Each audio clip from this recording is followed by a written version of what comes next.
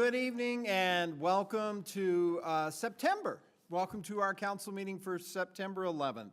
And we are going to talk a little bit about the importance of that day coming up here in just a little while, and how fortunate all of us are to be able to be together tonight doing the things that we're doing when a lot of folks didn't have that opportunity. But having said that, we have a little business to do beforehand. Councilwoman Artrip is not feeling so well, so we have her on the line.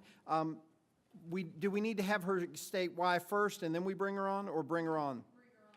Do we have a motion to allow Kelly Artrip to participate remotely? So moved. We have a motion. Do we have a second? A motion and a second. Any discussion? All in favor, please respond by saying aye. Aye. Kelly, can you state why you are not joining us this evening, why you're coming in remotely? Yes, I came home work early not feeling well, and I thought a power nap would take care of it, but I woke up feeling a little worse. In an effort not to get everybody else sick but still participate, I'd like to ask council if I could participate remotely to make sure that we don't miss any of the important business. We appreciate that. Be discussed this evening. I think we're good to go. Okay? And if you stream the meeting on YouTube, you can see what's happening. I would just probably keep the volume down so because it'll be a little bit out of sync with what you hear on the phone. So, having said that, the meeting is called to order, and we have a quorum here. We like to begin our meetings with the Pledge of Allegiance, so we'll ask our Vice Commander of the American Legion to come on down. I pledge allegiance to the flag of the United States of America and to the republic for which it stands, one nation under God, indivisible, with liberty and justice for all. Thank you all so much. Please be seated. And at this time, we do have a moment of silence. We ask that you join us in that. You can use this time to reflect. You can use this time to prepare for the meeting. You can use this time for silent prayer.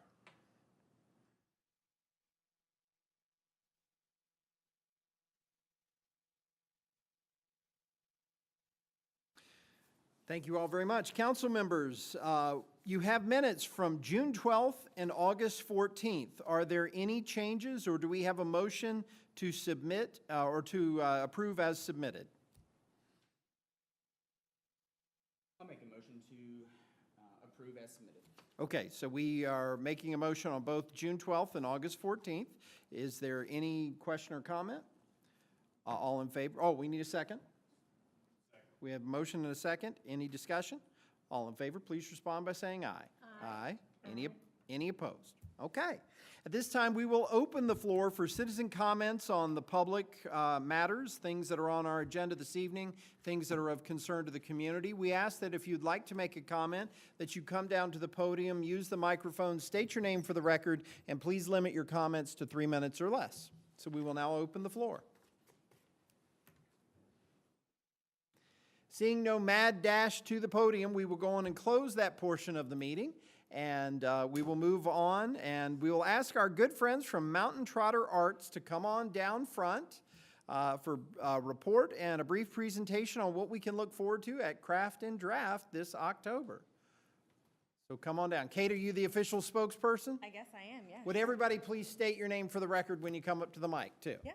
So I'm Kate Ray. I'm technically the president of Mountain Trotter Arts. Michelle Beal, Executive Director. I'm Carol Colby. I'm on the board. Mandy Ackerman. I'm a volunteer. Hi, Shatrice Barnes on the board. Scott Gardner, longtime board member.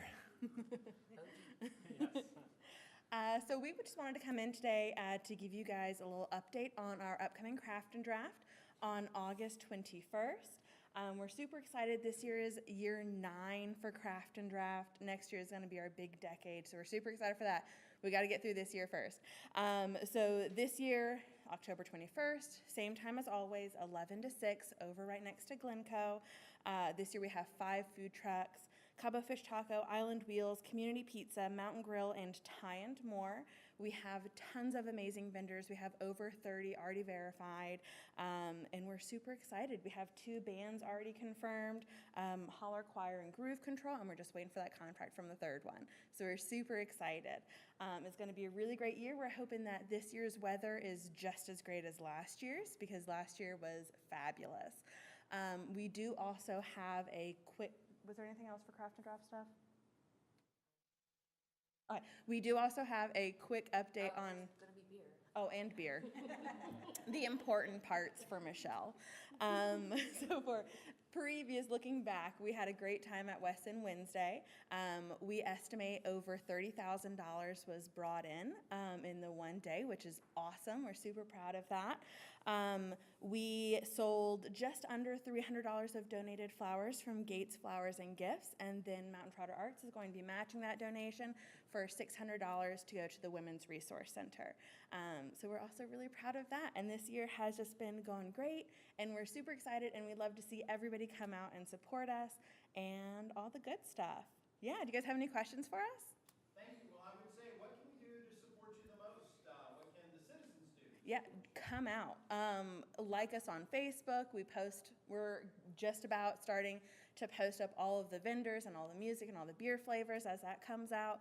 So make sure you follow us, like the page, and keep up to date. Spread the word, and all that good stuff. Those are the big things that can really help us. October 21st. Yeah. Members, you all have any questions, comments? Only comment is you guys do a great job. It's Thanks. always a great event. I look forward to it every year. So. Good. And I know it's a lot of work, so thanks Yes, for all you guys yeah, do. yeah. We're always looking for more volunteers, so if anybody is interested in helping out, we are more than welcome. And I don't know, I think we're a pretty welcoming crew. So yeah, that's all that we got for you guys. Nice, short, and sweet. All right. Thank you. Thank so you much. all. Thank you for the hard work. Thank And you. thanks for planning a great event, October 21st, Glencoe Mansion Grounds. Come on, be there or be square. All right, folks. So we've got a couple of proclamations.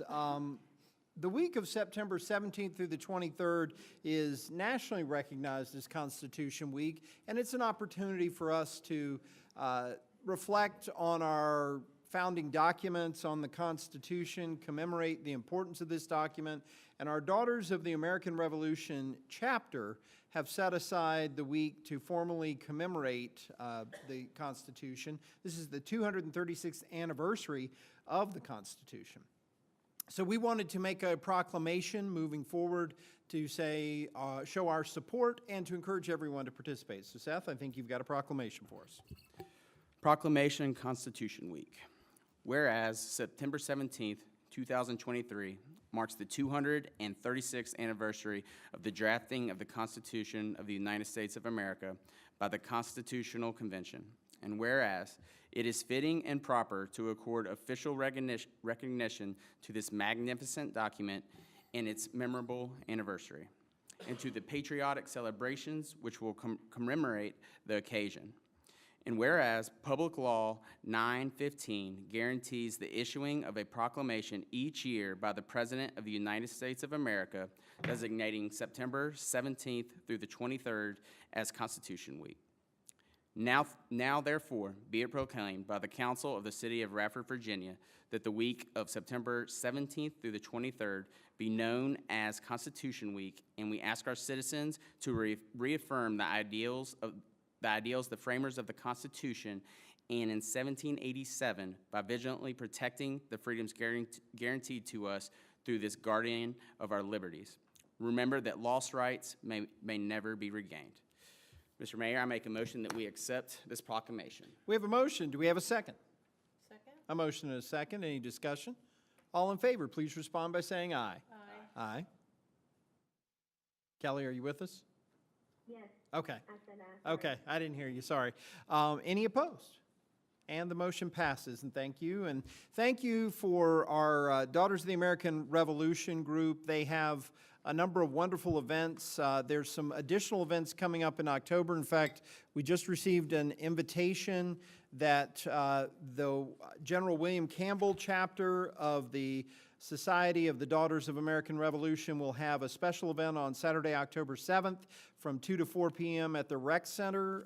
So there's lots of good things this organization is doing, and we are so thankful for all the volunteers who not only help keep it present in our minds, but do the work to really make things happen. So we're so appreciative. And talking a little bit about our nation, September 11th is always a very complicated day. For those that do recall September 11th, 22 years ago in 2001, it was a very dark day at that time. But I also always reflect on the day as a day of challenges, but also optimism and hope.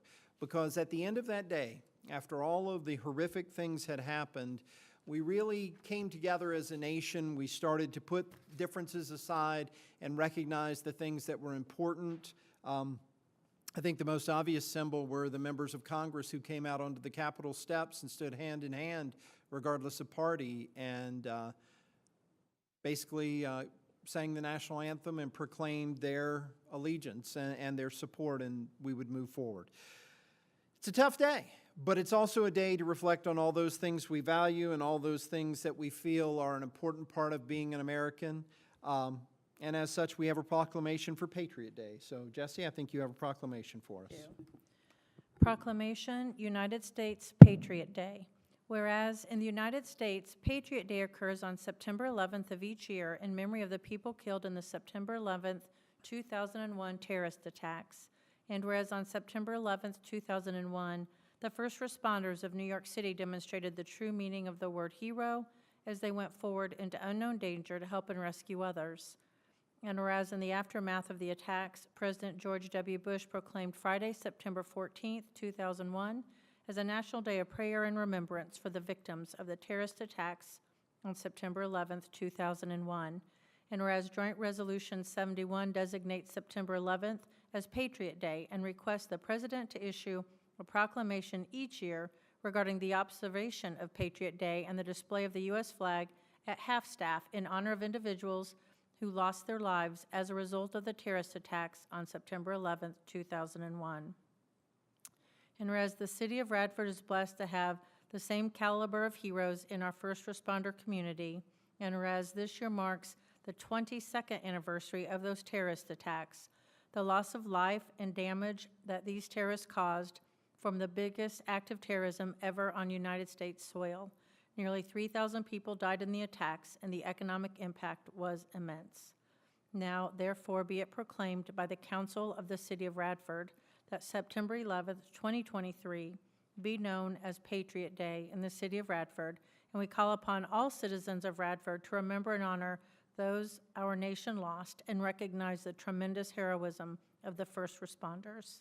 Mayor and Council, I would make a motion that we adopt this proclamation. We have a motion. Do we have a second? Motion and a second. Any discussion? All in favor, please respond by saying aye. Aye. Aye. Any opposed? Okay. Thank you, and thank you for presenting that proclamation, and thank you all for taking a moment to kind of reflect a little bit on all of the things that we are so fortunate to have. And unfortunately, days like September 11th kind of remind us how truly fortunate we are. Moving ahead, we do have a public hearing scheduled this evening to discuss two pieces of property, 110 Tyler Avenue and 52 Walker Street. Price Williams LLC has requested the vacation of an unopened public right-of-way located at 110 Tyler Avenue between Pickett Street and East Main Street. And it's coming up on the board here, so we can take a look at it. There we go. And that was basically where the old Thomas and Ingram, later it was Screamers and Subway, and the old Savex, and then what had been RU Tanning, but before that Caesar's Cleaners and a variety of different businesses. The request is to vacate that alleyway that was an unimproved area. I think it was used primarily as a driveway to deliver some furniture to the back of Thomas and Ingram at one time. But we've scheduled this public hearing for tonight. Can we do both of these public hearings at the same time? I believe we can. So we'll also describe and show you 52 Walker Street. So, okay. So we will go on and open the floor for the public hearing. David, do you have anything else to add about 110 Tyler Avenue? No, Mayor, I think you covered everything. We do not know of any utilities in that location. It's possible that the age of Bradford, the Main Street area, that may have been alley, Pickett Alley, may have gone through somehow and changed. Nobody seems to know why it's there. It doesn't make sense to vacate it if there's no public objection. Okay, the floor is open for the public hearing. If anybody has any comments, questions, or concerns, please come down to the mic, state your name for the record. Seeing no one coming forward, we will close the public hearing for 110 Tyler Avenue. The second piece of property is at 52 Walker Street, located between West Main and Leonard Street, which I believe is now up on the board. This is the property that is 1,485 square feet to resolve a building encroachment issue. There's no impact on utilities, and we've scheduled the public hearing for tonight. David, do you have anything else you want to cover on this? No, I think you have it covered again, Mayor. Walker Street is located to the left of the graphic between Intrepid Healthcare and what was the fitness center. The way the building, the improvements they're making to it, they need just a little bit of right-of-way there to make those improvements and give a little protection against the building. Walker Street's plenty wide, again, no utilities are impacted. Tonight's public hearing has been advertised. Calls or comments ahead of time. Okay. We will open the floor for the public hearing. If you have any questions, comments, or concerns, please come down to the podium, use the microphone, and state your name for the record. Seeing no one, we will go on and close that portion of the public hearing, and both those public hearings will have been officially taken care of with our actions tonight. We do need to consider under old business appointing a board of viewers for each of the properties. That's the next step in our process, and we'll take a look at that here in just a few minutes. Actually, we'll go right into our old business on that. So council members, we need to appoint a board of viewers. Typically, that's 3 people. It could be more than that. And I think we could use the same board of viewers for both, unless I'm mistaken. So we could just take a look at that. Jennifer Bondurant has done an excellent job in the past. I was going to recommend her. Scott Hill has done a great job before and has recently gone through this process with some other property he had. So I think it might be good if he were one of the nominees. Do we have any other nominees? I know two that have previously done it that were good, are Bart Castleberry and Abram Williams. I know both of them have had experience doing it, so. Bart and Jennifer both work for Bondurant, so that was the only reason I was going to try to split that up. But I think if we could ask Abram, Scott, and Jennifer, if that makes sense. Does that make sense to everybody? Do we have a motion to appoint Jennifer Bondurant, Scott Hill, and Abram Williams after we've asked them to serve as board of viewers? So moved. We have a motion. Do we have a second? A motion and a second. Any discussion? All in favor, please respond by saying aye. Aye. Any opposed? Okay. Eames will coordinate with them in the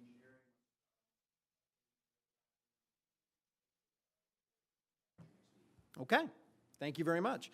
Up next is request for the electoral board staffing, and this is something that has been discussed in the last couple of meetings. Our last meeting, we had a presentation, and we did have some legal questions about it, so we were able to get those answered.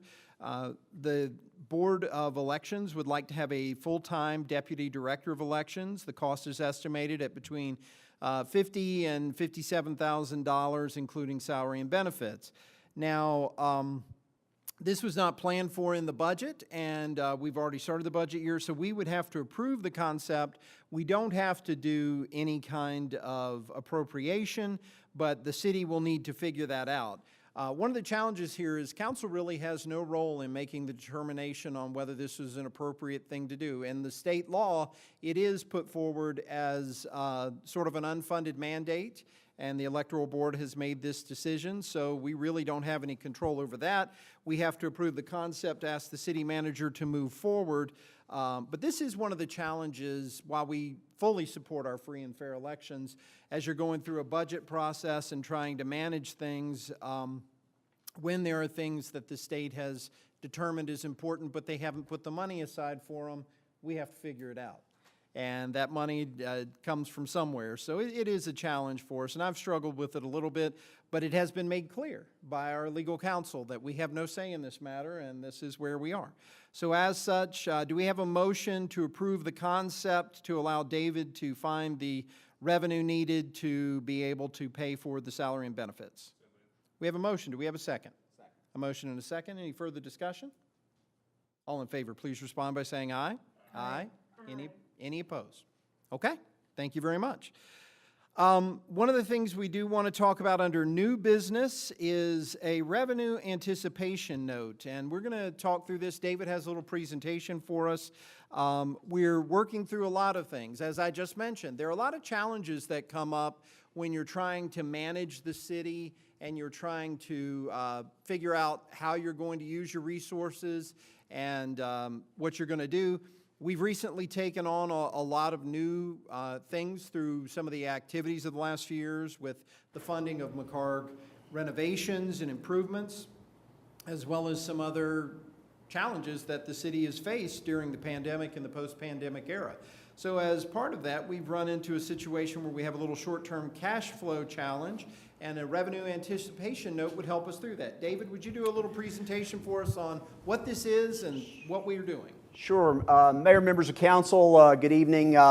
We're revisiting FY24 budget. This is something a little different than we have had in past years. I think you did a good summary leading up to this. So I kind of want to go through and explain where we are, how we got there, where we're going. Lots of wheels in motion. I can't even begin to tell you how many wheels have been in motion to try to get through this rough patch that we're having. So going to start by telling you a little bit about how we got to where we are. Jenny, is that not forwarding? Oh, I can forward this. I'm doing two things at once. Oh, yeah, okay. All right, so just as a reminder, going back and looking at FY24 budget goals, still no changes in that. We want to minimize burden on our citizens and businesses, be realistic about our budget projections. Same thing with our expenditures, make reasonable future economic conditions, maintain that high level quality of service that citizens expect every day and we want to provide, pay for the services that we receive from the outside agencies, grow the path for our community as we move into the future, and preserve the financial health of the city. One of the biggest things that I deal with, y'all watch me for years and know that's one of the things that stays on my mind all the time in the ups and downs of government and the things that we deal with on a day-to-day basis. And then, make sure that we've got a reasonable size of government and services. And that's probably one of the key issues I would draw your attention to, that as we have looked at our community changing in size, changing in possibly revenues, things that we provide, while we want to keep all those services there, we've been a community growing towards 20,000 people or more, and now we're in that role with the smaller university population, less folks in our community, probably more in the realistic area of 12 to 15,000. So managing that piece of it as we turn around and grow back the other way again is what we're going to be looking at as we look at government and delivery services as it relates to our population. And then, of all things, advanced quality of life. So that just sets the stage. So I'll make sure nobody forgets that we want to keep these goals, high goals that we've had for many years, keep those going. Our budget philosophy, and this is what makes one of the things just trying to lead into, we have a very conservative budget. It's very tight. As you all know, expenses and revenues we keep very tight to minimize that impact on our citizens. We pay as we go, very little debt for a community of our size. And budgeting is different now, where it used to be that you went through audit and then you got the budget requests out, you did the budget and started your budget year. Now it's an ongoing process. It's 12 months. I mean, we're looking at it constantly and have been for the last several years, and really picked up speed in the last 2 years, year to 2 years. So we're looking at some of the bond requirements. The reason we need this bond, it is, as the mayor had said earlier, it's cash flow stagnation. Cash flow is what's causing this. It's not an issue for the city. We're not worried about long-term, that kind of thing. We're just worried about the current cash flow. Enrolling from FY23 to FY24, we had a tremendous amount of expenses. And one of the things that made that different is for the past 3 years, 3 years ago, we had about $2 million in CARES Act money that came into us about June. And then the last 2 years, we've had two $4 million drops that have been related to the ARPA money. So you've had that float in addition to your reserves that are now all gone. So we've had to adjust. And then the other things that have kicked in, the new debt service for the school, giving the school the monies that they need for capital improvements, and then all the other expenses as we've tried to adjust. Everything seemed to hit at the same time, that we're looking at how that can be spread out a little bit more. So about a fifth of the budget is expended in the first 2 months of operations. Let me pause you for just a second, because one of the questions I think folks would have is, well, why didn't we just hang on to the ARPA money? Why didn't we just hang on to the COVID-related money? And the reality of that is we had spending requirements that we had to get spent by a certain place, and only certain things we could use it for, correct? Correct, yes. We had to spend the money by the time frame. You couldn't wait to the last minute. You had to make those commitments by the time we got to this point in previous years. The main expenses for those COVID funds for us went to public safety, costs associated with improvements to the fire department, some equipment we needed over in the police department, salaries, things like that, that were all public safety related since the pandemic. So we had to meet those requirements. It did help free up some money in some other areas. It was able to help us with some of the capital things that we've enjoyed, improvements to recreation, improvements to buildings, making some of our facilities better, that kind of thing. So when you look at that, $10.8 million went out in basically less than 2 months period of time. So just to give you an idea of what those expenses are, because when you think, well, what in the world could those be? All of our agency contracts pretty much come up July 1. They're all looking to get their money. Debt services all kick in. The first round of those happen in July. All of our insurances come due as the new fiscal year comes into play. Payrolls are about $620,000 per payroll, and that's every 2 weeks, so you can calculate that in your mind. The school debt is two $800,000 drops of money for, excuse me, for both Belle Heath and McCarg. About $1 million a month power bill. A little over that, about $1.2 million. The McCarg payout, which we just finished up, so that project was done. That was the last that y'all did an appropriation for a couple of months ago. Our industrial park purchase, just to name a few. Again, these go back to while they're investments in our community, but they all kick in about the same time. Some of the internal controls, so as we've been looking at this, immediately getting on things that, as we see things happening, monitoring those revenue streams. I asked staff to do timely submittals.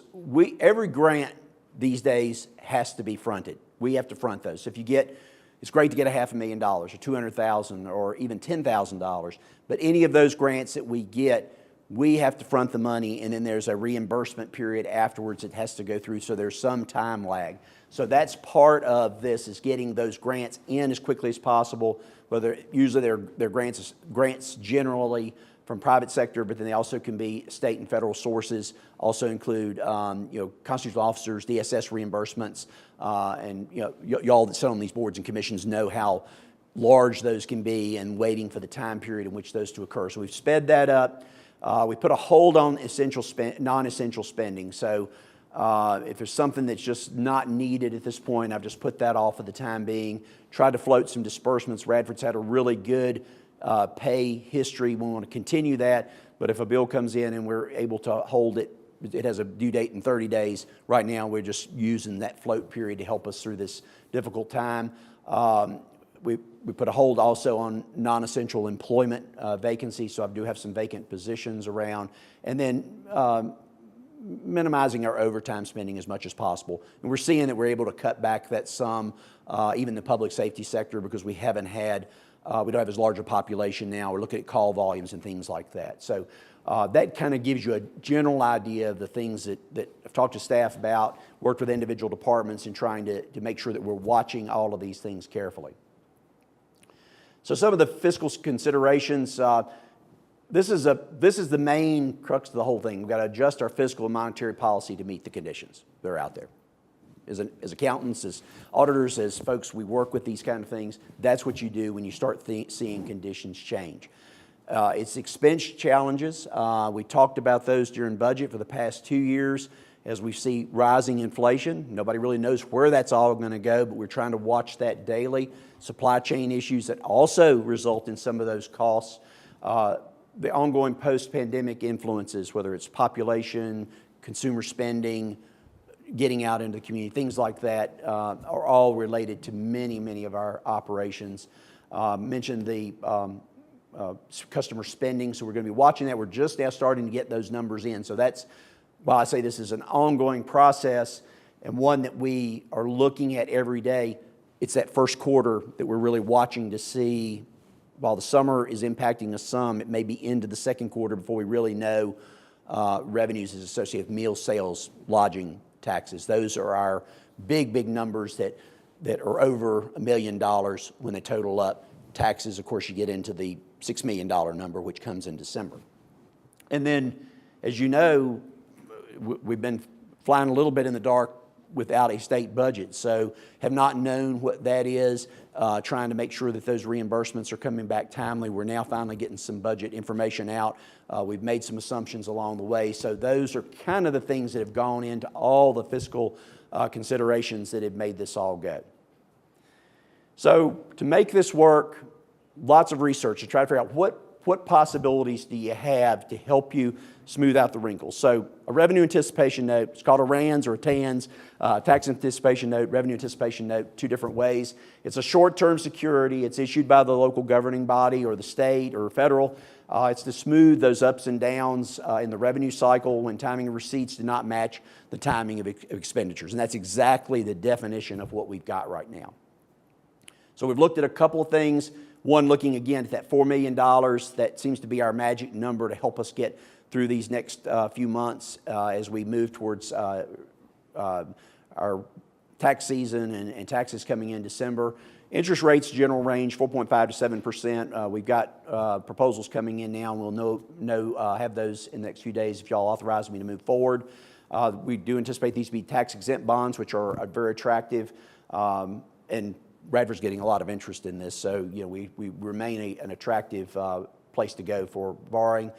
Short-term duration, a year or less, and we want to keep this as short as possible. Whether it's something we can pay off in January or June, that will be the time period that we're looking at, one of those two periods of time. And then it's planned to be paid off. The plan is to pay it with the tax revenues, and so if you're thinking, well, how do you get to that $4 million? What we'll be doing is we start bringing the revenues in. We'll start pulling from those revenues and putting aside money to pay that debt off at the end of the time period. So that gives you a little bit about background. Just some general comments. Figured that was probably one of the bigger things from the public and from y'all's perspective. It's a cash flow assistance measure. That's what it's for. It's needed. We wouldn't be doing it if we didn't need it. At this point, I don't have any reason to doubt the FY 2024 budget assumptions. We're still going to be watching that closely. The good thing about this is it's happening very early, so we've got still 9 months left, almost 10, in the budget year to be able to adjust and figure if we need to make more cuts, or if some revenues I anticipate are going to be a little better and stronger than we originally budgeted, but I don't want to really make those assumptions till I get through the first quarter and maybe halfway into the second quarter before I'm confident of where we're going, because we will then have the population and the history there to be able to see where we're going to go. Our budget was balanced at just a little over $71 million, $39 million to the general fund, which is the toughest one because that's all supported with those tax revenues, and then our enterprise funds, which have done well with the increase we did in water. Those should be healthy, and the wholesale power costs should be good on the electric side for 26. So if you add those up and you say, oh, well, that's nowhere near 71 million. The other is the special accounts, transit, and internal services, and then also the public works operation. Those are all pretty standard, so they're little influence on this. Definitely want to make sure no service reductions in this process. Not planned, unless something really different changes. Not looking for that to happen. Don't look for it to be any impact on public safety. I saw Rodney and see Jerry here, reassured that with them. They're doing great to help me in watching overtime, watching the services that we need, watching the equipment, and getting the things that we need. So we're going to keep the equipment updated, keep what we need to be able to do the services that we need for public safety. So no impact there, just looking at those extra things that may be helpful. No tax or rate increase proposed with this program. And then, again, just watching our revenues to make sure that we keep those in check. And I think in the end, when I'm going through this, and I can't tell you, y'all know me. I live and breathe this. It's just not something that if 5 o'clock, I leave. I stay awake at night. I wake up sweating, trying to figure out how this is going to work. This is my community. I want to make sure it goes. I want to make sure everybody's comfortable, make sure that we do the right thing. I do believe this is the right thing. It'll help us through this rough patch, and we'll adjust and pivot as we need to if things change. But when you look at what's going on, and you all seen the reports, our economy is still strong. We've got ongoing private investment, a number of housing starts. We've got commercial development going on, lots of renovations that are out there. So those are good things for our community, showing investment and strength there. The city, you all, we've invested in projects that have been very good to create additional private investment in our community and ultimately to create jobs. That's why you bought the property at the industrial park. It was a difficult time, but it was a good thing to do because it's going to have long-term. You can look back and be able to say, oh my gosh, you know, we created 100 jobs, 200 jobs, whatever it's going to be, and millions of dollars worth of private investment in that $250,000 investment that's going to be mostly supported in grants when we start doing the building and construction part of that. And Kim is working to file all the applications that are necessary at the end of this week for some of those grant opportunities. We're a very attractive community in the bond market. We just don't have any debt. The only debt we have is 2 schools, this building, and the bond refi that we had associated with Little River. So very little debt. We've got $80 million capacity legally that we can go for in debt, and we have less than $30 million. So that's really, really good. And basically that 3/4 of that is school-related debt. And then our utilities are strong. As I said, you know, we're seeing some things that are doing really, really well. So all very positive signs. I don't see a struggling community. I don't see a community in decline. I don't see things that we're excessively worried about. We just got to get back on track, get everything caught up, and start turning the corner with these things. I think that's my last slide. Yeah. So any questions? I hope I covered a lot in a short period of time. I want to make sure that you all are comfortable, that we've answered the questions that we think the public may or may not have as it relates to this. Yeah, number one, I appreciate the presentation, so I appreciate that. I guess moving forward, I guess the concern I have, should we delay some of the spending, like some of the grants and things like that, to kind of, I mean, do we? I guess what I'm asking, do we see when that happens? Do we see it Do we see it coming, or it's you know, It's been, as I mentioned in your budget, it has been tricky. This has been the trickiest period of time ever. I mean, when it's tough to predict, we went through a period of time that the nation had never seen before. You know, we went through 2 years leading up, a year, and then 2 years of pandemic, and then post-pandemic. And during that time, it's not like we've just regained everything back to normal. Mm-hmm. People's habits are different, and you know, there's still lots of things that are in the process of changing. But to answer your question, yes, we are pivoting to watch all those. If it's grant-driven, what we're doing is speeding up our return on the grant. So if you got a $10,000 grant, for let's say, we go and spend it, and we're turning right around and turning the reports back in to the state or whatever agency it is so that we can get paid as quickly as possible rather than wait 6 months. We had that just recently with the cars that we bought, $250,000 worth of cars that were grant-driven. All those are in. We made the return back to the state, so we're waiting for that payment. So we're doing those as quickly as possible.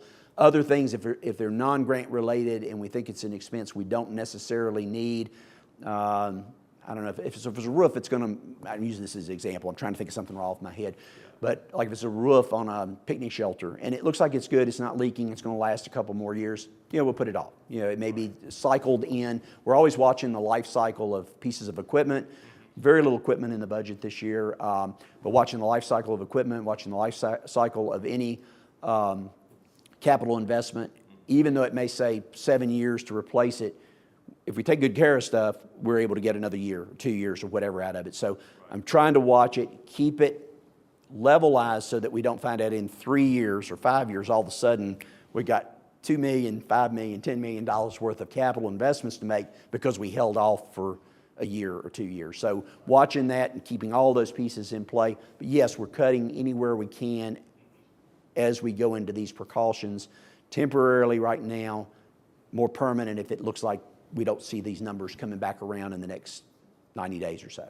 But Bobby, to that point, one of the challenges with all that, like take a picnic shelter roof and there's a grant available to get it replaced. You can hold off on it, but then that grant may not be there when you actually need to replace it. So that's kind of the balance with a lot of that, is that I think we've gone for grants to take care of a lot of the needs we know we're gonna have. But a perfect example, when we were first starting the McCarg project, we were right in the beginning of the pandemic, when we had basically gotten the trailers there and we looked like, okay, are we gonna be able to do this or not? That's one of those challenges that then you get this $16 million debt that you have to pay that you haven't factored in necessarily with the concept of a pandemic in there. So I think that's one of the hard parts. You know, definitely we want to be conservative as how we move forward with some of this stuff, and I think speeding up the grant process is really going to help us. We probably won't have an expense like an industrial park next year. That'll be $250,000 right there, and we can look at how we're paying back some of the debt and try to time it in a way that more aligns when our revenue is coming in. Oh, well, yeah, I am looking at that. I neglected to say that, but if everything is in July, I'm looking at how we can move that around a little bit, because when we got into it, not seeing that all this was going to go out and then it wasn't going to come in as fast because it was a 2-month delay in some of these with state revenues and things like that. So yes, we're looking at that part of it. So if there's any ability to just adjust, we've already adjusted 2 big ones that were $1.5 million in July that are now going to be in $500,000 increments throughout the year, or each quarter, excuse me. What do we look like in regards to the debt, some of that debt rolling off? What are those timeframes? Let's see, Bell Heath is the oldest debt, and it's got 2030, I think. McCarg has just started, so it's 25 years on that one. This building started out as interest-free and has been interest-free, and it's been a low amount, but we upped that a little bit to get it paid for faster. This one is 2011 was the start for this building. Yeah, 27, I think, is the payoff on that one. I'll send you those to be sure I've got my numbers right. Hydro, we started 3 years ago, and it's on a 15-year.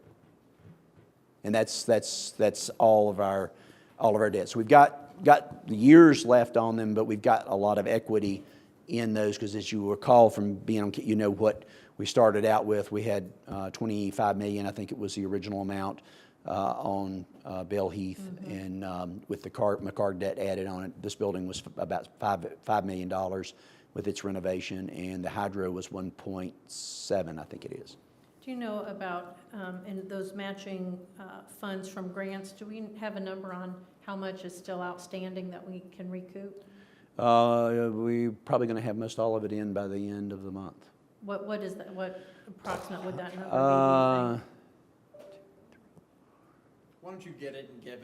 Probably to us? 800,000-ish, About. roughly. Yeah, that's what I'm. Things that I know of we've applied for right offhand.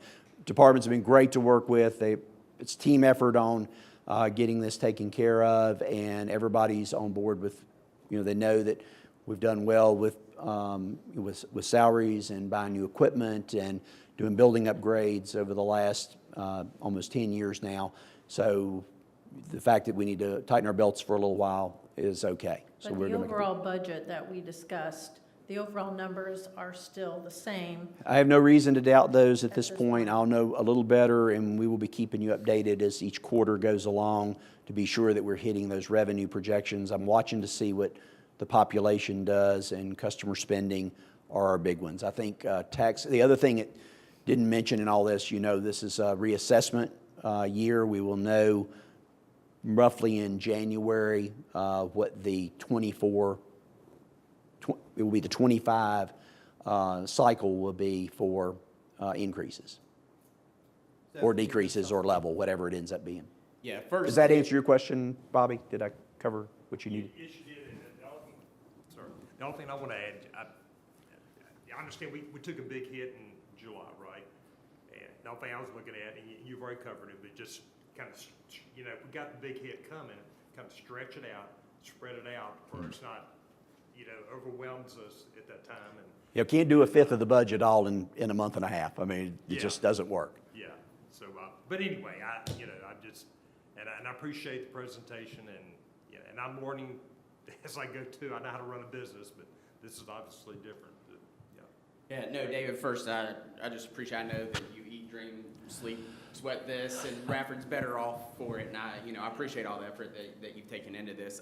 Couple of comments. I know how tough it is to pay something on the front end and then have to wait to get it, and that is just strictly a cash flow issue.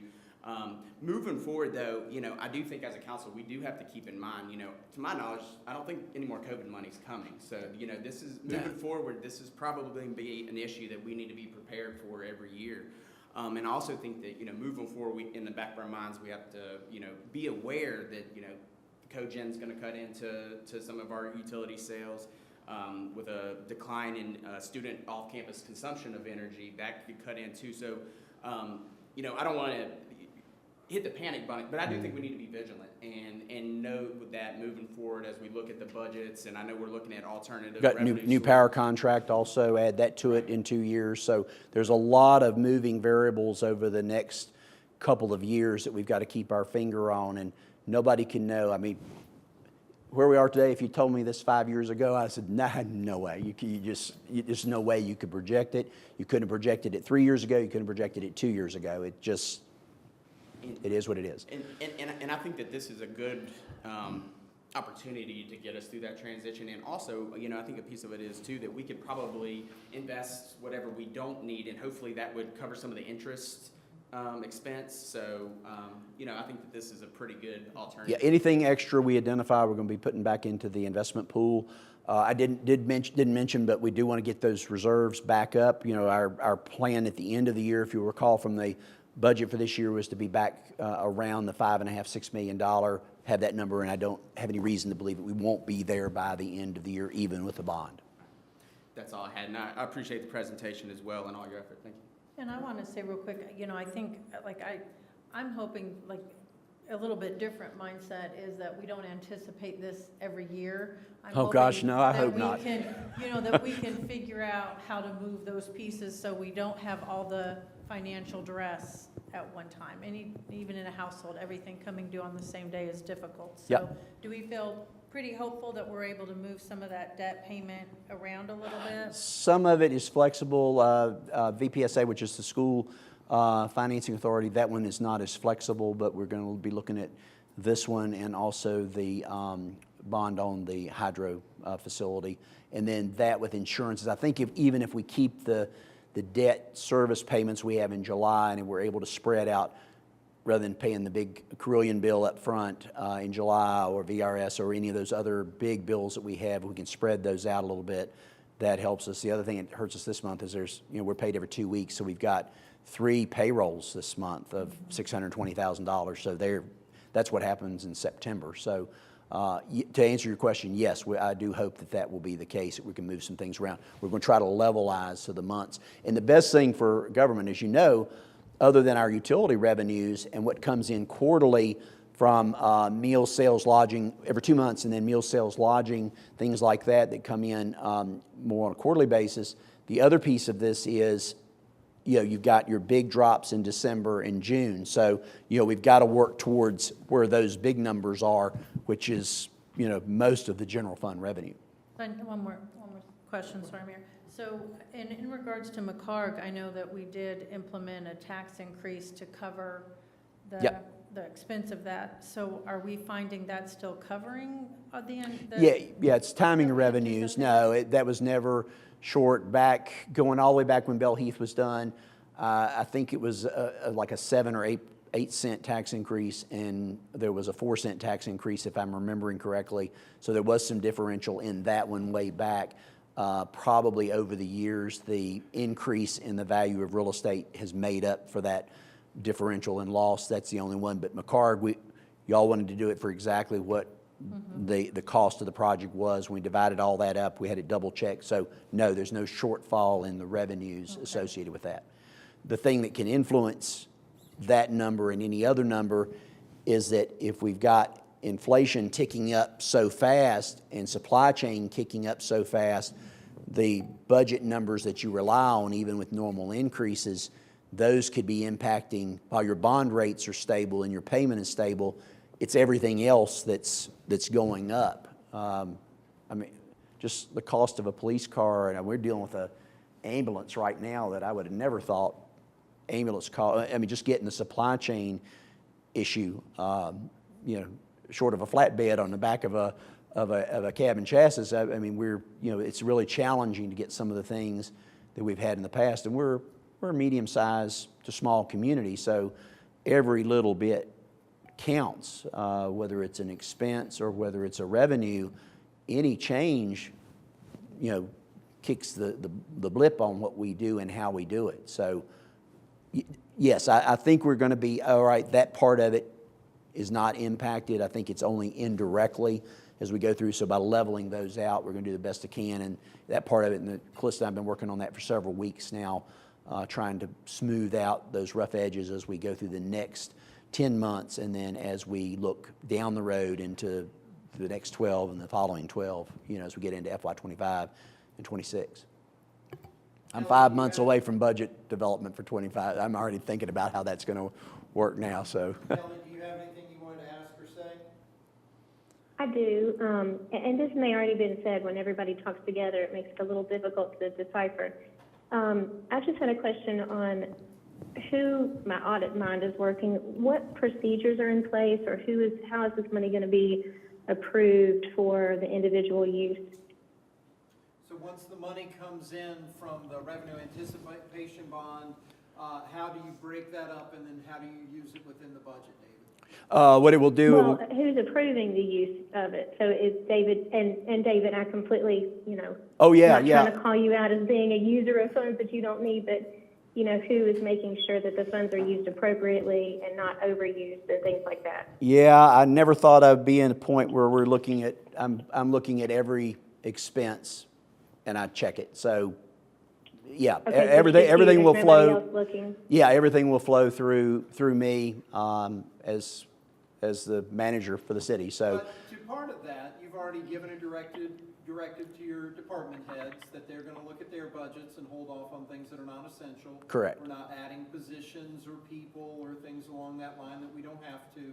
And so there's already some things that are in place, but there'll be 2 or 3 levels of looking at that to say maybe hold off. What'll probably happen, and we've seen this happen before, is we'll get through this and the money will come in, and then we'll try to spend it all really fast in the last 3 or 4 months of the year, and, you know, have to go with it that way to get things taken care of. if it comes in better than expected, this is our best estimate of what we need. If it comes in faster or we do better, we'll just pay off the note faster. I mean, we do have the ability. This does have the clause has left me, but it's we can pay it off early with only a 1% penalty, I think it is, and actually a couple of banks didn't even have any penalty. So that looks real good from our end. So if we could pay it early or pay it in January, we will.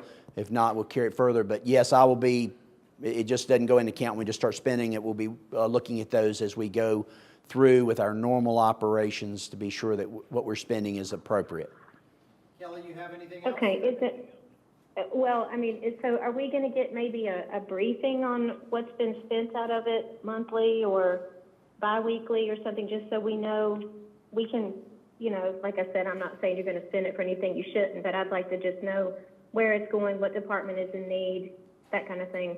Sure, I can take care of you on something like that.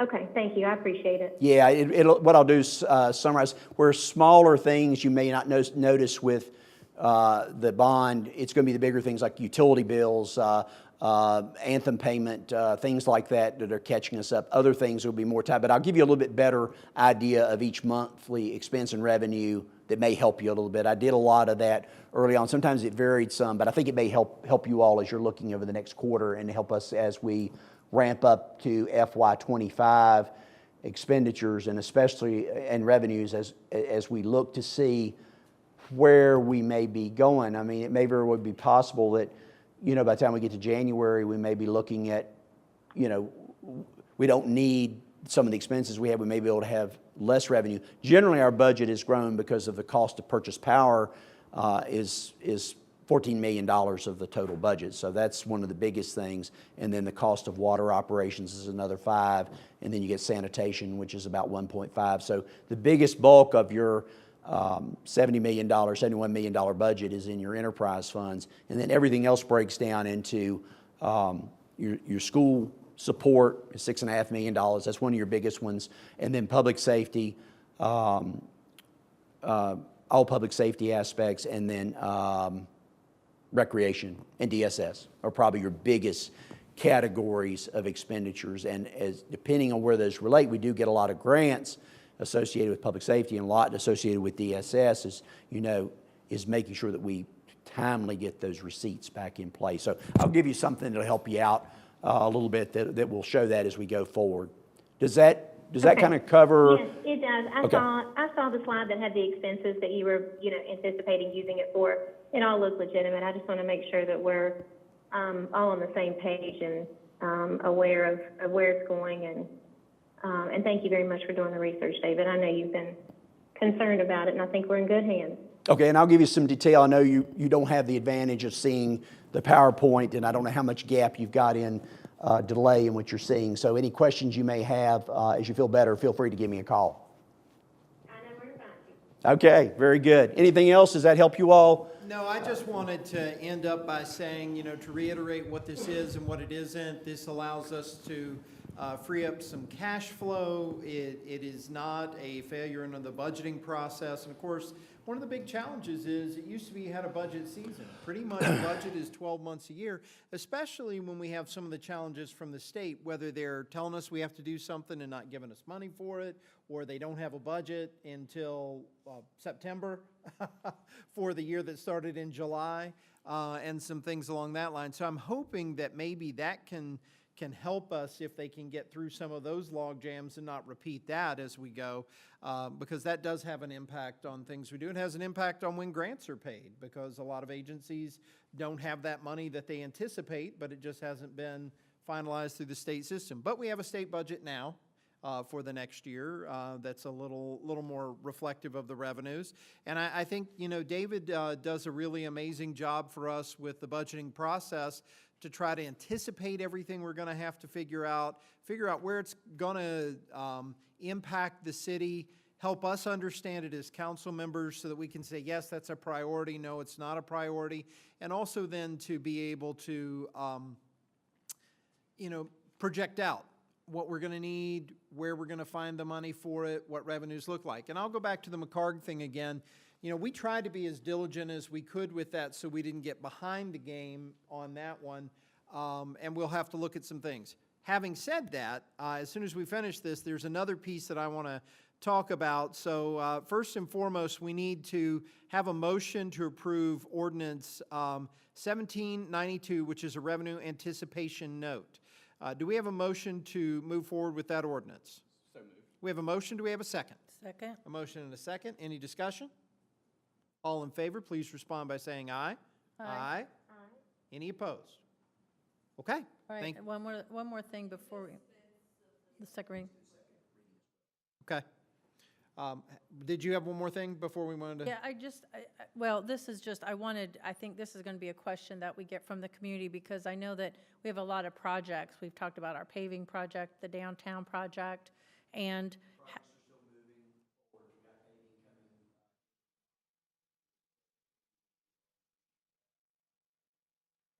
payment will be out of the cycle on this, so that will be no problem. The only thing we're waiting on with the downtown project is released by ARC, Appalachian Regional Commission, on that.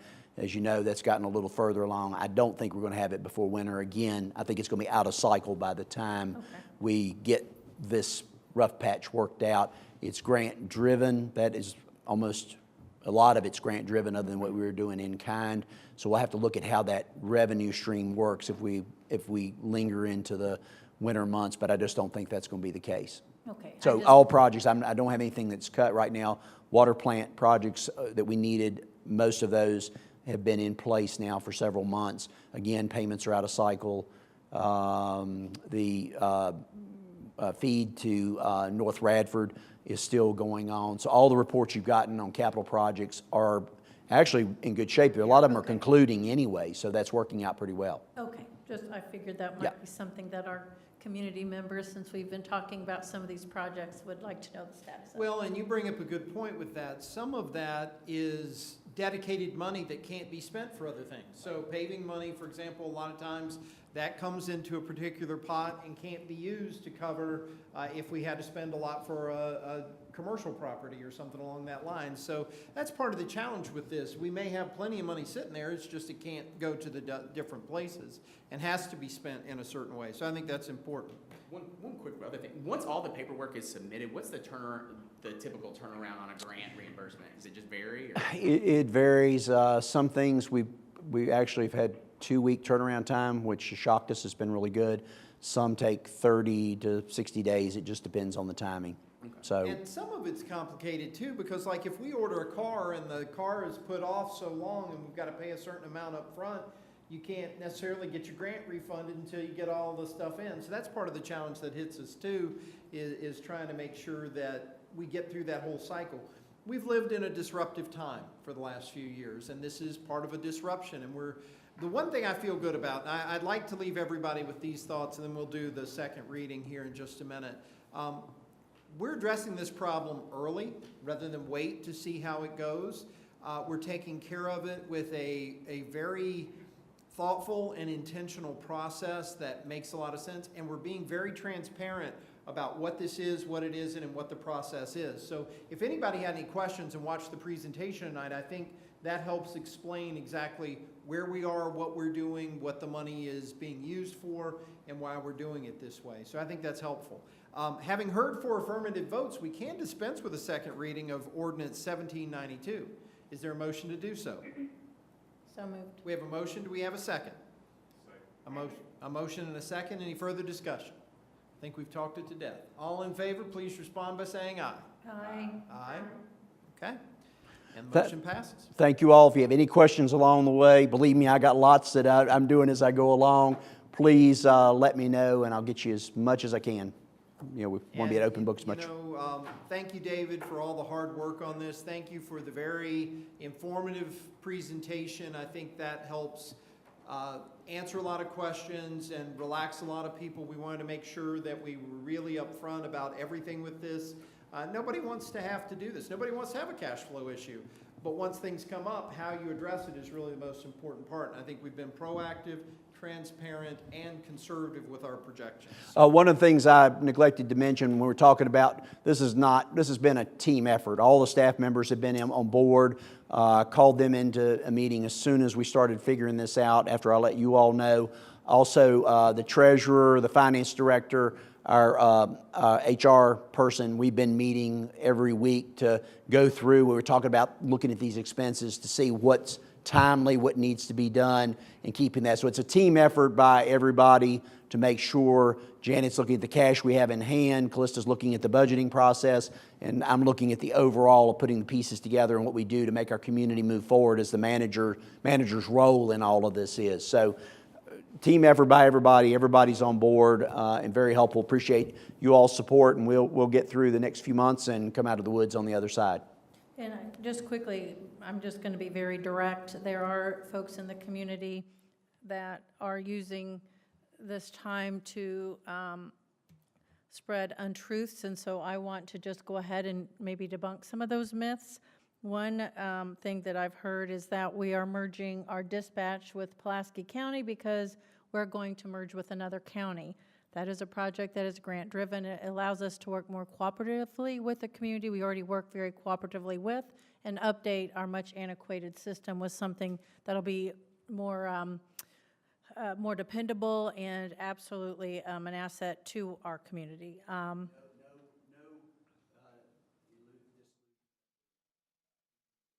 That's a good point. Other thing is our schools are not merging with anyone else. There's no talk or communication about that. So if someone is communicating that with you, send them to me, please. I'd like to talk to them. The other thing is I heard that we are not able to provide resources to our first responders. And I have to tell you, since I've been sitting in this seat, that has been a priority of council. And so all departments have lists of things that they still want. So if you ask any department if there are still items that are outstanding that they would like, all departments will tell you yes. That's just how this works. We try to hit those and prioritize those as we go. So again, if you hear someone communicating in this manner, please feel free to send them my way. I would love to sit down and have a conversation with them to make sure that there's a clear understanding again of what this is and what this is not. And this actually ties into what Jesse was saying too. And another miscommunication as well, and I think I've talked to David about this, was that we were moving our economic developers office to the hub, and that they were gonna, you know, a city position was gonna be there, and I was getting calls about this, and so, you know, like I think to Jesse's point, there are, not everything you hear is true, and you know, we are resources and always open to ask those questions, and so I was just going to throw that in there as well, because I appreciate that. Yeah, a lot of calls about that, and I'd asked David about that for clarification, and we talked, and so anyway, I just wanted to tie that in. And all of as us well. are approachable, so if you do have concerns, please reach out to us, because I know independently, we'd be more than happy, any one of us, to speak with you, including the city manager. So if you have concerns, please know that we're all available to discuss those with you, and if you hear something that doesn't sound accurate, then it probably is not accurate. I would add to those last comments by saying that while this is, every blip can be unique, it generally you cycle through about every 4 to 5 years. This is not totally new to me. It's different in the way this one's happening, but we went through this not long after I became manager in 2013 when the foundry closed. That was a huge hit on our economy and the revenues of the city. So that changed. We had to rethink everything we were doing then. We had the recession, the mini recession that occurred in 2017, I think it was, and again, had to rethink. So you're going through cycles, and you know, so we have to think about put our processes in gear to think through everything that could be impacted and hopefully catch all those. So thank you all for those additional comments. And we always are we are always reevaluating, and really we always have to remain fluid because there are things that come up that we don't anticipate, like the sinkhole that keeps reoccurring on Main Street. That's really expensive, and that just keeps reoccurring, and we think we've invested in it and we've come up with something else, and we bring in the engineers and advisors. So understand, a budget, just as in your own household, remains fluid. We will also remain that way, and knock on some wood that sinkhole is finally taken care of. I cannot find any wood, but I will as soon as we're on break. But I think we've been doing a good job of trying to build for the future as much as possible, and to make plans and to sow the seeds where appropriate so that we build up things. And one of the things we've done here in recent years is look at the purchase of 80 acres of industrial property on just off West Main Street. And we have been fortunate to finish that, as you saw in David's presentation. The purchase price was $250,000 for the 80 acres, which is actually a pretty darn good deal, and something that will be an investment that will long be looked at as a positive for this community. You know, we don't know exactly when we're going to see a business there or you know, what that's going to look like, but we have some ideas, and we're excited. And I think a big part of that is talking about it in a positive, aspirational manner. Not calling it an old foundry or a brownfield or the old Virginia casting site or whatever it happens to be. And so we brought this up earlier this summer to kind of talk about this and do some of our planning so we could get ahead of things and be able to market this. And we've talked among ourselves to say, well, what do you think? What do you think? What do you think? But I think we've sort of landed on a name. And as such, I'd like to make a motion that we consider the name of the 80 acres that we just purchased adjacent to Bowling Street as the West Radford Commerce Park. Do we have a second for that motion? Second. We have a motion and a second. Any further discussion? This is an exciting day for Radford because it's going to be a big deal. All in favor, please respond by saying aye. Aye. Aye. Any opposed? Okay. Thank you all very much. And this gives us a way to market. We're working with the state on this process to be able to better visualize what can be there and to work with our businesses and our possibilities. We have a little more business to take care of with some boards and commissions. So the New River Resource Authority helps us with our solid waste. That's basically our trash dump, and that's where we're able to put things. So when you think of where does your trash go, how do you move things forward, the New River Resource Authority is the board that we work with as a collective to have a site where we take our items. We have two wonderful board members, former Mayor Tom Starnes and former City Manager Bob Asbury, but we need an alternate for that position. And I believe Seth Gillespie is interested in serving as that alternate. Sure. I'd like to make a motion that we accept Seth as the alternate for the New River Resource Authority. Do we have a second? Second. A motion and a second. Any discussion? All in favor, please respond by saying aye. Aye. Any opposed? Okay. Peppers Ferry Wastewater Treatment Authority, David Ridpath and I serve on that board. We've stepped up in the last couple years as we've had a few folks move around in our water department, but we need to appoint an alternate for that position as well. And we thought that the recently retired Basil Edwards has such a good understanding of how things work in the city, has a little time to be able to serve as an alternate. There is a ton of homework to do on all of this stuff to make sure you know what's going on and that we're looking out for the interests of the city. So I'd like to nominate Basil, make a motion that we nominate Basil as our alternate for the Wastewater Treatment Authority. Do we have a second? Second. We have a motion and a second. Any discussion? All in favor, please respond by saying aye. Aye. Aye. Any opposed? Okay, and on our third piece, Kelly, since you aren't here, would you mind if we delayed the further discussion of the Joint Commission until our next meeting, or did you want to move forward with that tonight? No, we can delay it. I'd just like to say that there are two positions that I would like to find a better fit for. When I joined the commission, after being there for a few months, I know that Susan Ferguson and I would like to kind of revamp and make it a more working board and get some action items done. So I'm going through the old bylaws and the new goals that her and Mr. Harshberger wrote. So hopefully I will have that homework done by the next meeting and we can discuss it a little more in detail. Okay. And are you needing, But if you guys know of anyone who would like to join that would be an active member, please send them my way. I'd love to talk to them about it. are both of those individuals community members opposed to council? Yes. Yes, not council members, community members. I think there was a business rep and then just a regular open citizen.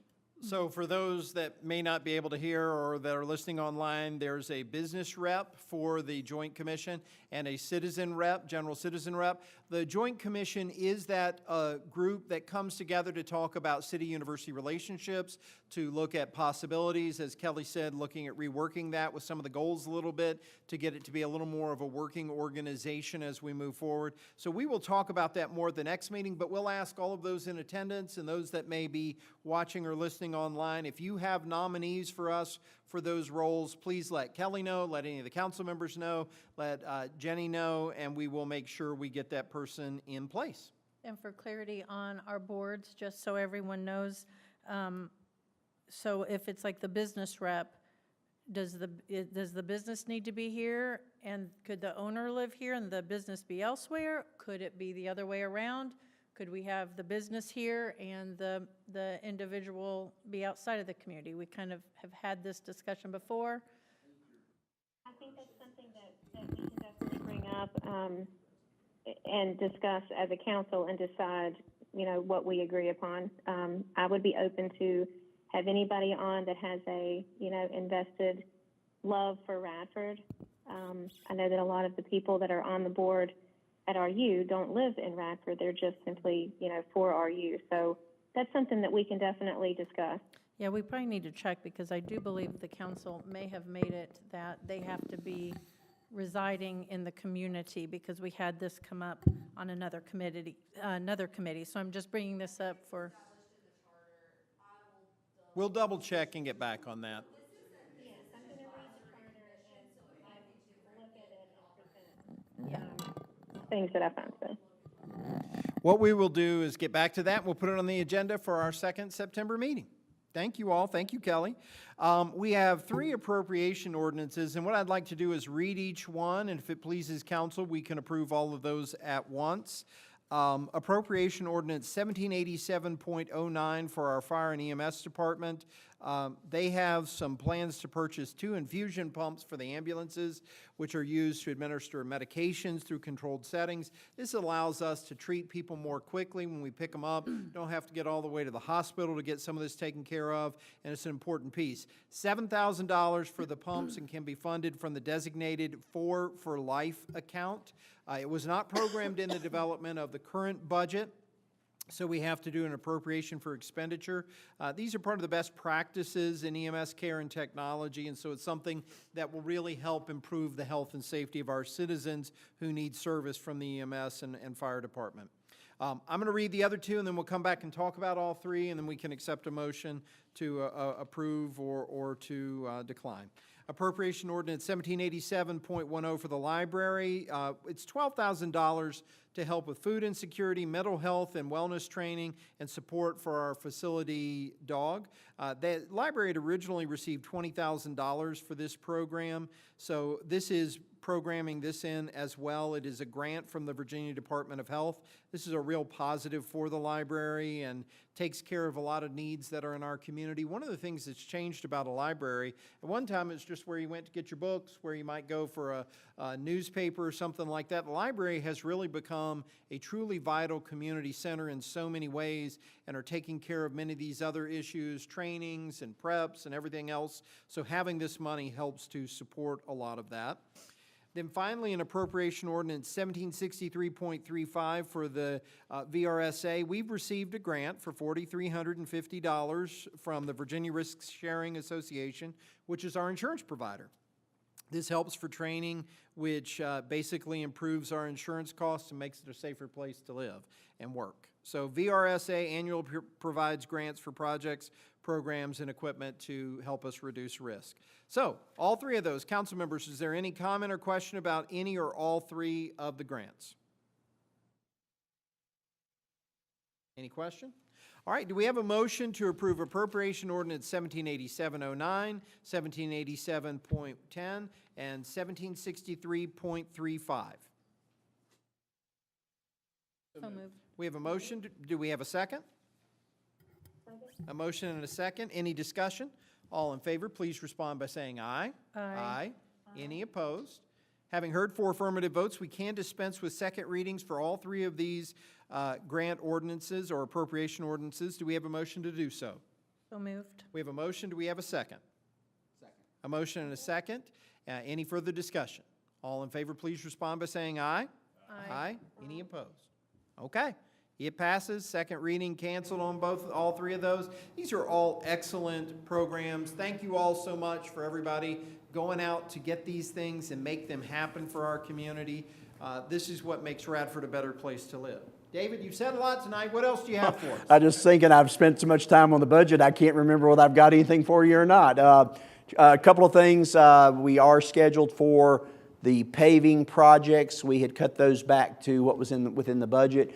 Those should be underway, anticipate by the end of the month, no later than early October for those projects. Yep, Kim's got a concert, great, in a couple of weeks.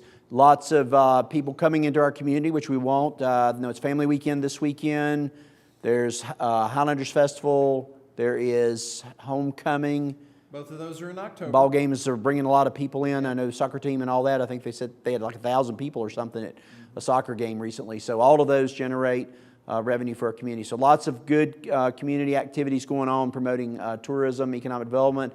If we can hold off on a little bit of rain, the river's being used a lot, and our hiking trails. I've seen the most people on our trail system this summer than I have in a long time. So that's really, really good for our community. And from the storms this weekend, other than Conley's Run flooding over Park Road and a few downed trees around, we were very fortunate. Some of our neighbors weren't quite as lucky. So I think that's it, Mayor. All right, thank you very much. Kelly, do you have anything for us?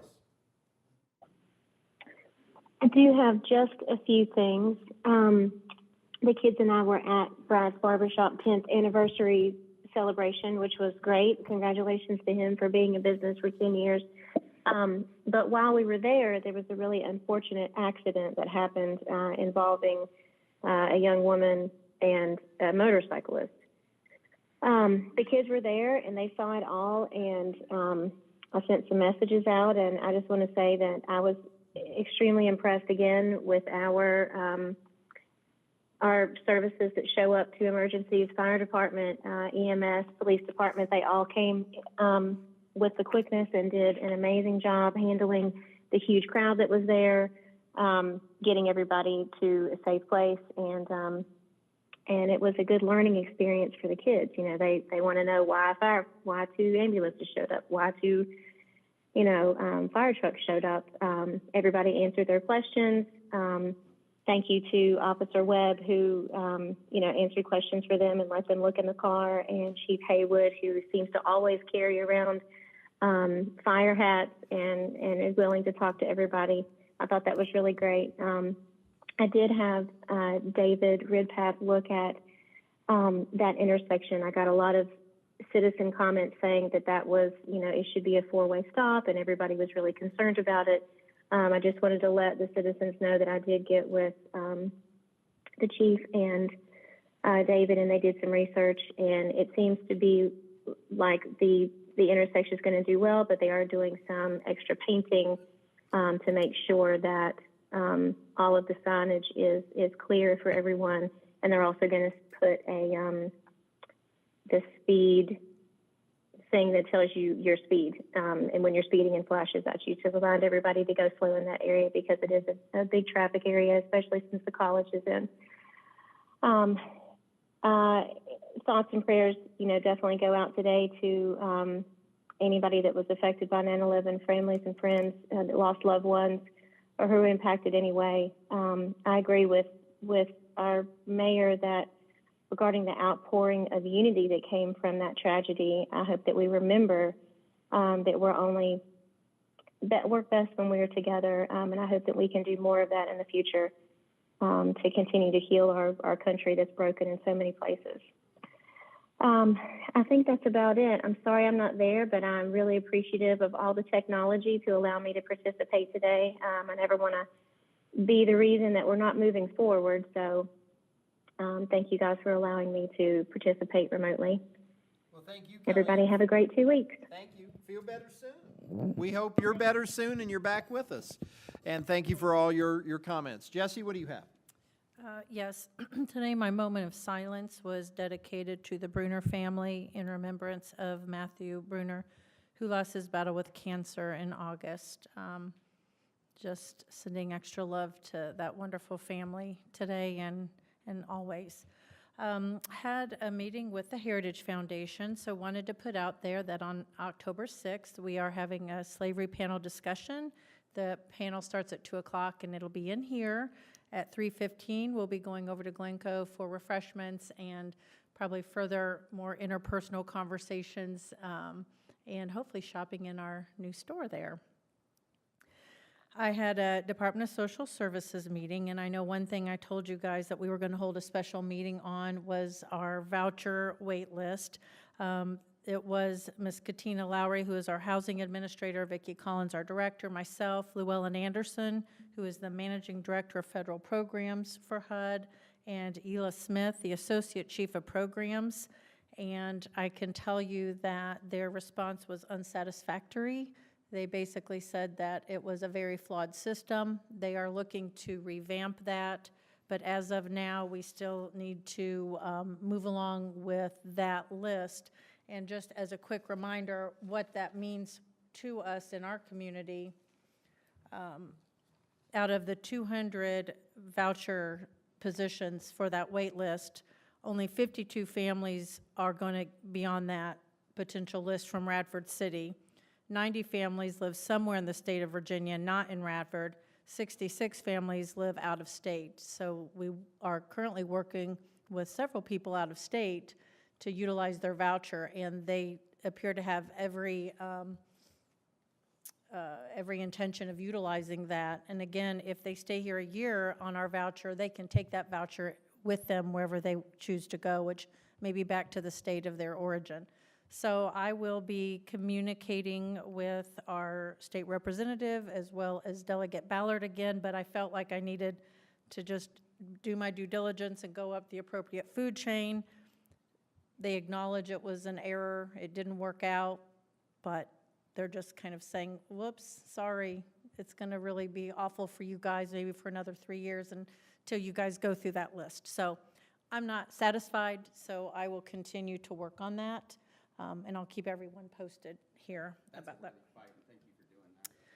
Well, I may need backup, so stay close by. We got you back. Stay We're right close here. by, because, yeah, I was impressed that they acknowledged that there was a mistake, that it didn't work out, their plan did not work out, so I could at least acknowledge, that's half the battle, is recognizing what you did didn't work, but then to say it didn't work and you're stuck with it, didn't settle well with me, and I asked them where the additional funds were gonna come from when we import people who, you know, are already in poverty and they're gonna need more wraparound services, and we're not providing services for our own people, how much additional money we were gonna get when we import all those other individuals with needs, and they will have needs. And of course, they said, well, that is zero. So,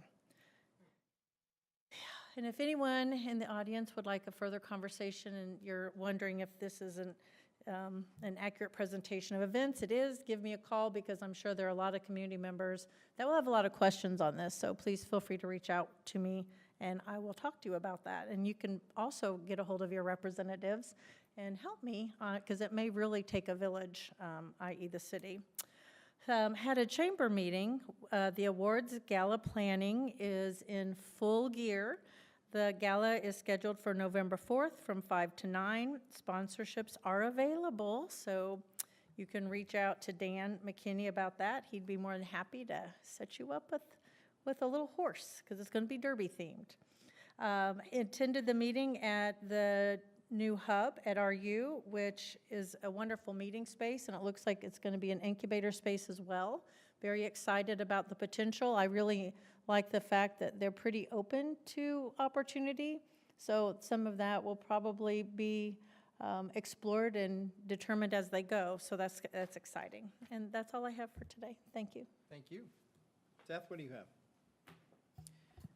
Yeah, I'll start with, I had the opportunity to tour the New River Resource Authority, and it's really quite impressive what all they do there. Joe Levine does a great job, and I appreciate all the work he does, and I think they do a good job of handling our trash in a cost-efficient way and, you know, as environmentally friendly as possible. So it was a good opportunity to go and see what actually goes into that, and there's a lot to it. It's a big function, and they do it very well. So wanted to thank him for that opportunity to come up and check it out.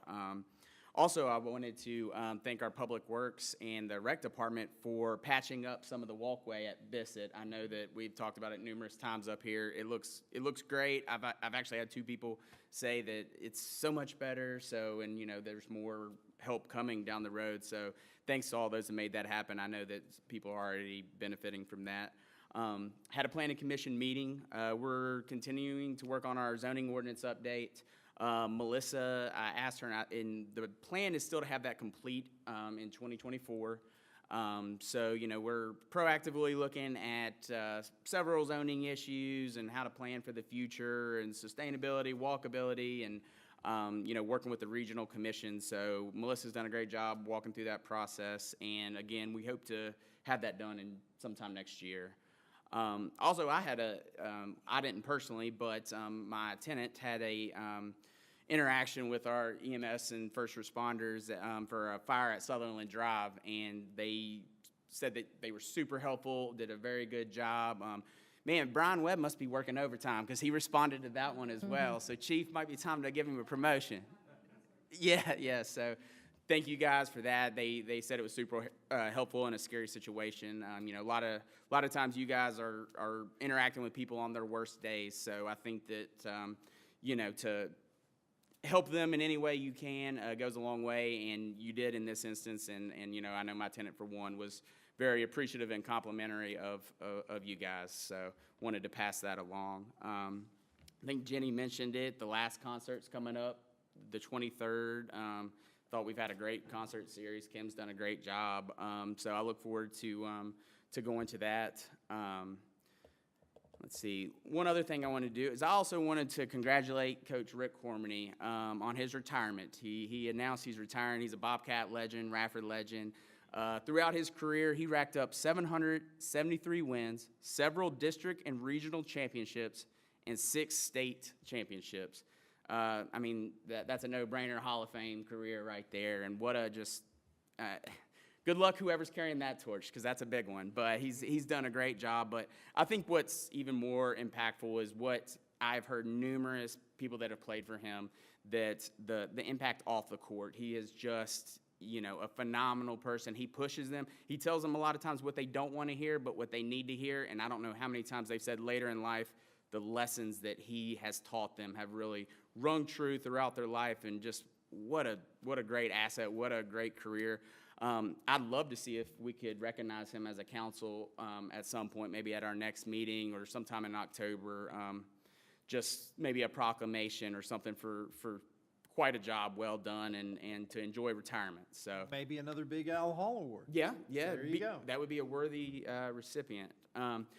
Last thing, I'm sure it's on everyone's mind for Patriots Day. I too, you know, I'm thankful today and every day for our first responders, and you know, I'll echo the mayor's as well as Kelly's sentiment of, you know, that the unity we had following that is something this country could desperately need, especially in today's climate. And that's the positive that I take away from the situation. And, you know, my thoughts and prayers are for everyone who's affected. And again, I think that's all I have. Thanks. Thanks, Seth. Bobby, what do you have this evening?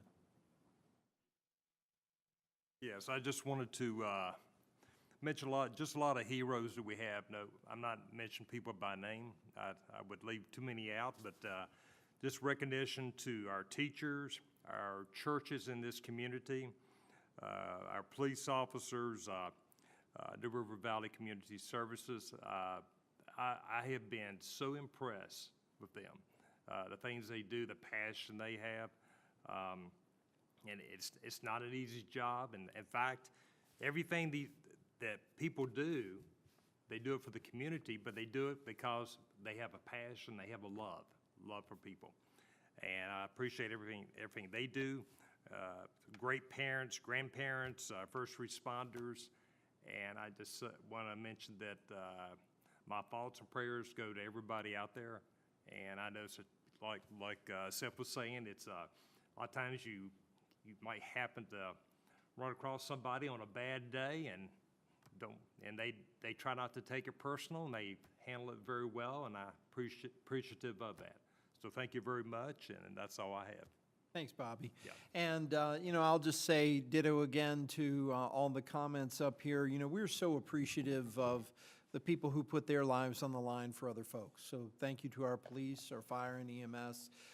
It is a big challenge every single day, and when you have an anniversary date like September 11th that really brings it into full focus, it helps us remember how fortunate we are that we don't have those days that often, and that we have people there to help us. And, you know, moving forward, hopefully it helps us think about ways we can make life better. And that kind of gets to two things. I've got a little business, and then I have another comment I want to make.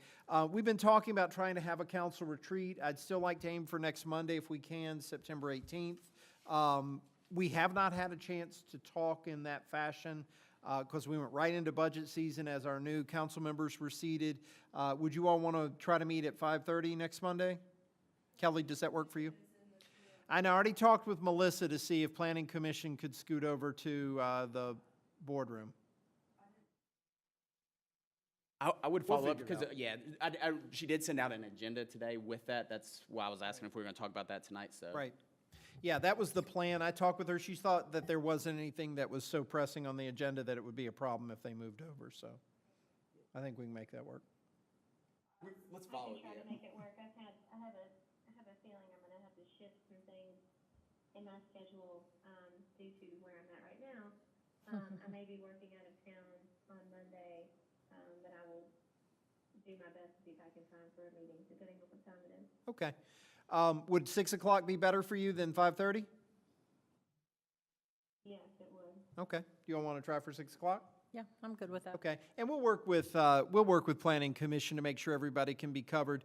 The reason we need to do this is council has not really had a chance to sort of chart out those things, and normally we do this. We want to make sure everybody has an opportunity to have the kind of discussions when we don't have a full agenda, to talk about what needs are we meeting, what needs aren't we meeting in the community.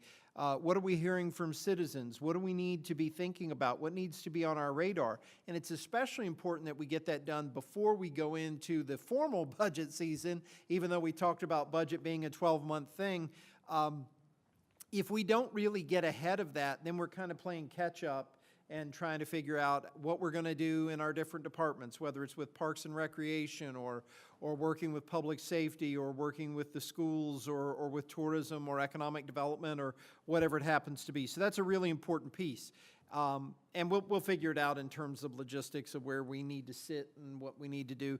But my hope is that everybody can bring some of your concepts to the table and we can work through some things. One of the pieces I would like to do is talk about things that have popped up tonight, legislative needs at the state level, at the federal level, and what we need to do to maybe ask Delegate Ballard, Senator Hackworth, Congressman Griffith, Senators Warner and Kane, what support they can give us. I know each of us has had conversations with these different folks, but I think if we can coalesce around a couple of messages that we need some additional support with, that can be helpful. For example, the governor in the budget this last week, as things started to become clear, has set aside hundreds of millions of dollars for economic development sites.